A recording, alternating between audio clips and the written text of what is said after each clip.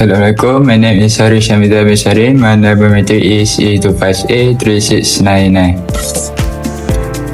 Good day everyone, my name is Haris Hamida and I will be presenting the result of our geological site observation. Across our location survey, we analyzed a model height of 163 cm as a constant scale to determine the dimension of the outcrop at the first site. The location is V degree 4442 longitude. We identified a hard grayish brown rock face approximately 1.2 meter high and 4 meter wide, characterized by high hardness and significant physical weathering. Moving to the second location, the coordinate 5 degree 74 63 longitude. The terrain shift to a reddish orange sloping bank, roughly 2.5 meter in height, consisting of soft pebble soil that indicate advanced chemical oxidation. Our third observation at the stream site, the location is 5 degree 74 53 longitude, featured a yellowish very hard boulder measuring about 0.5 meter height, showing sign of physical abrasion from water flow. Finally, the site at 5 degree 44 40 longitude revealed a large 3.5 meter height embankment of unconsolidated light brown earth, where ocean is the dominant weathering process. Collectively, the site demonstrate the reverse transition from solid rock to weathered saprolite within this region. That's it. Thank you.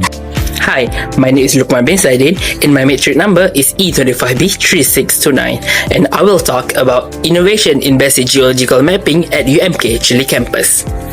So, innovation number 1 is smart QR code geotags at outcrops.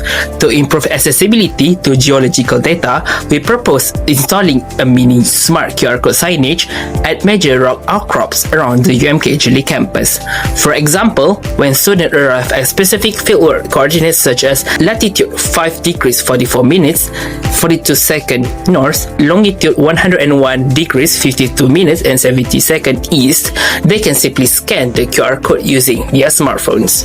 This scan will instantly link them to comprehensive database containing the rock physical descriptions, structural measurement diagrams, and weathering processes.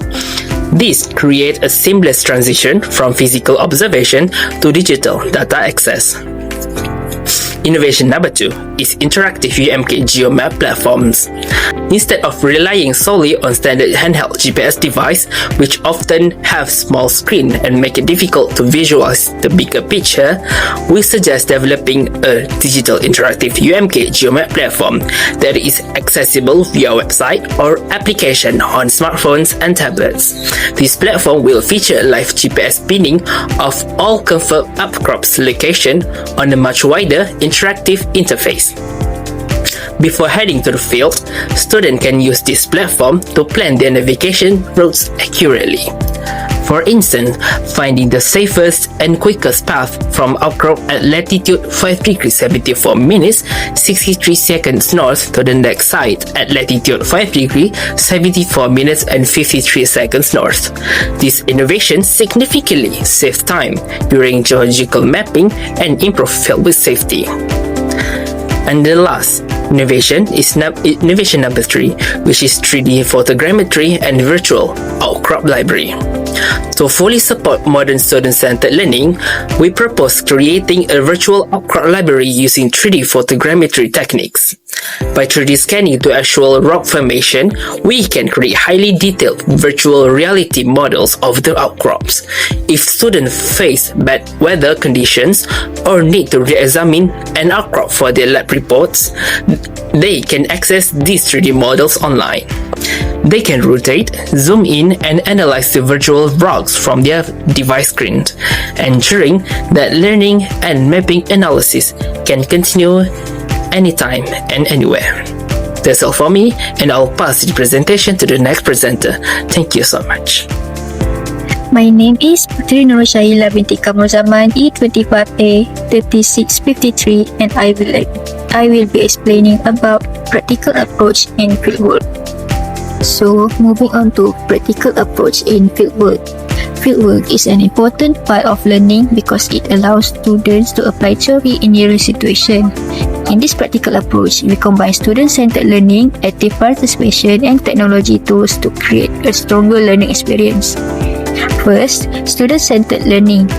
These main activities are designed around the needs and interests of the students. Instead of the lecturer giving all the answers, the lecturer acts more like a guide or facilitator. Students take the lead in exploring the environment, asking questions, and solving problems. This approach helps students develop independence, critical thinking, and confidence in their own abilities. Second, active participation. Fieldwork is not passive. Students are directly involved in tasks given such as sampling soil, measuring data, and recording observation. This hands-on experience makes learning more memorable because students are doing the work themselves.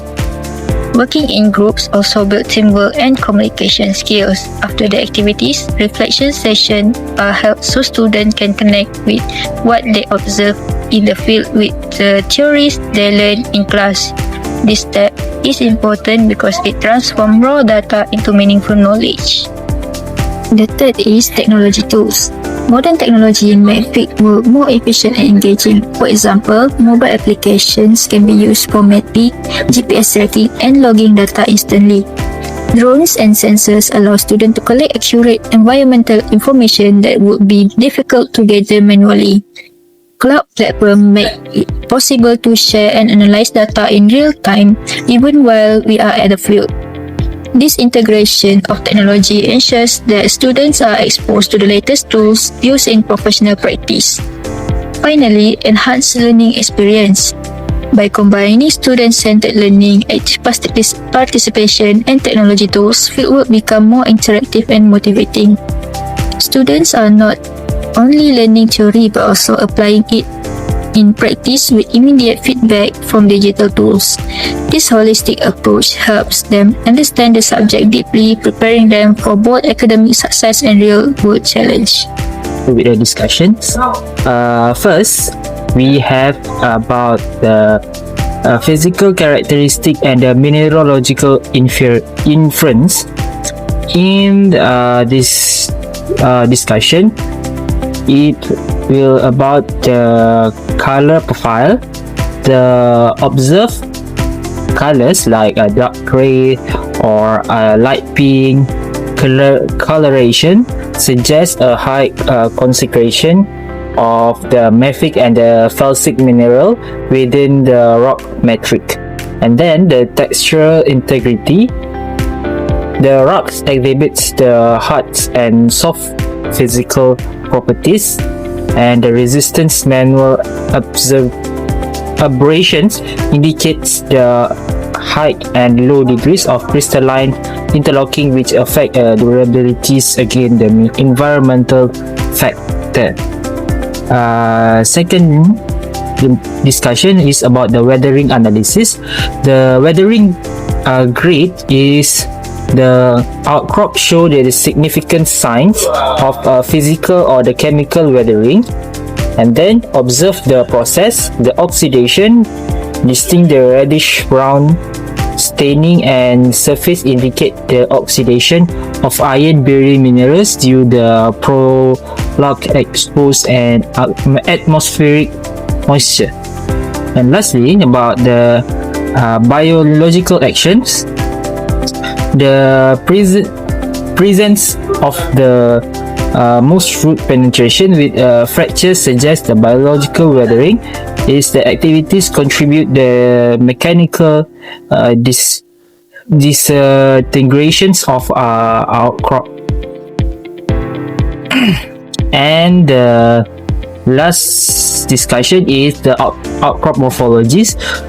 First, we can see about the structural integrity, which is the dimensions of the outcrop, the height and width of provide insight to the extent of the exposed bedrock within in the UMK Jeli campus perimeter, and the exposure of factor. The current states of outcrop likely influenced by natural erosion and heterophagenic activities such as slope cutting, which expose the internal structure for the observations. That's all for my part, which is a discussion. Thank you. Assalamualaikum and hi everyone.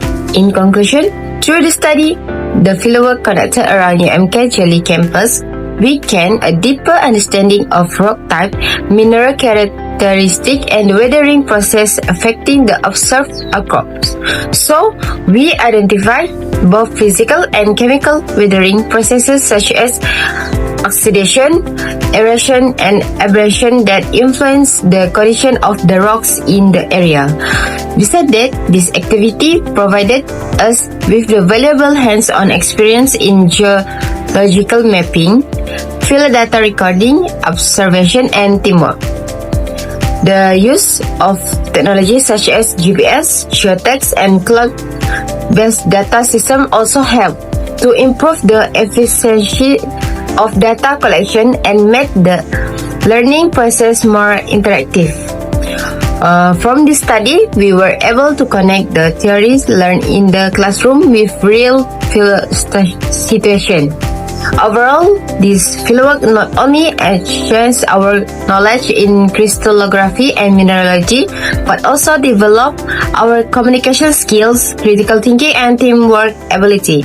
That's all from our group. Thank you.